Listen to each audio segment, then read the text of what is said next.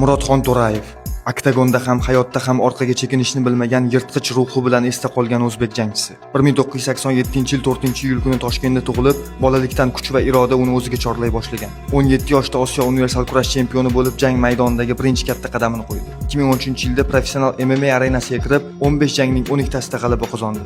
Sochidagi Liga S70 turnirida rossiyalik Yevgeniy Yerexinni atiga 25 soniyada nokaut qilishi unga Osiyo ayig'i degan laqabni berdi. Bu jang shunchalik ta'sirli bo'lganki, uni tomosha qilgan Vladimir Putin ham hayratini yashira olmagan. Biroq kuchli jangchilarning taqdiri ko'pincha xavf bilan yonma-yon yuradi. 2018-yil yozda Toshkentdagi tungi klubda kelib chiqqan mojaro Xonto'rayev hibsga olinishiga sabab bo'ldi, lekin tez orada ozod qilindi. Oradan 6 oy o'tmasdan 26-noyabr kuni Chorsu savdo markazida unga pichoq bilan hujum qilindi. Murodxon To'rayev hech qachon jangdan qochmadi, na ringda, na hayotda. Lekin 2021-yil 19-iyul kuni Toshkentda yuz bergan halokatli avtomobil to'qnashuvi uning qisqa ammo yulduzdek porlagan hayotini so'ndirdi. Uning qabri boshiga kelganlar odatda jim turadi.